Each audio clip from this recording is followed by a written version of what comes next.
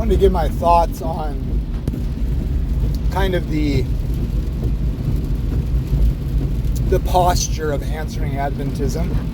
As I've been listening to his premiere about his cultured, when he stepped out and became cultured and read the fathers and read the different reformers, and that's good. I don't mean to disparage that, but he's kind of wanting to frame it in the sense of like, oh, Adventists are weird, uneducated dummies that are frantic and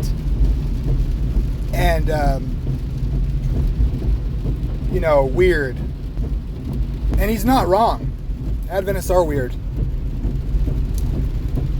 A lot of what Adventists believe, a lot of Christians think is weird. A lot of Adventists are conspiratorial minded, as is a lot of fundamentalism. And it's very tempting to be drawn into wanting to be a part of the intellectual, the initiated, the well-read, the astute. And there's not really anything wrong with being well-read and astute and aware of the developments in the Reformation and before, and the wisdom of the people like Aquinas. I mean, shoot, the Greek philosophers have a lot to offer. But let me remind you, surrounding the time of Jesus were many Jewish sects that have come to light in scholarship. There was the Ebionites, the Essenes, the Pharisees, the Sadducees, and just the general people. Some people have suggested that Jesus was maybe an Essene, which separated themselves away from the world, thought of themselves as holy. But Jesus didn't likely identify himself with such a group. And as Bart Ehrman has said, well, maybe John the Baptist was an Essene. No, I think John the Baptist was in line with Jesus.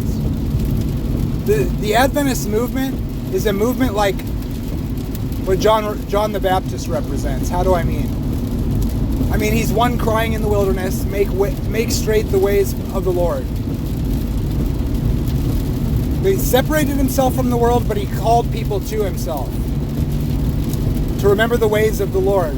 To call people out of the world, but to be in the world, but not of the world. So let them call you weird. But don't be confused. Don't be misled by the intellectual proud who want to make you feel like you're doing something wrong. No. We love all people. We love all the other Christians, but we're calling them back to the Lord of the Sabbath. Never forget it. Let them be proud. Let them make you feel weird. You are weird. You're a peculiar people.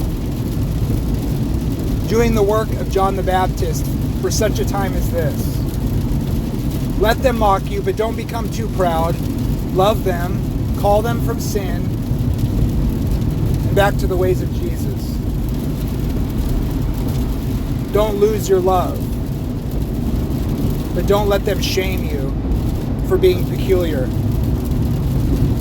Jesus is Lord of the Sabbath.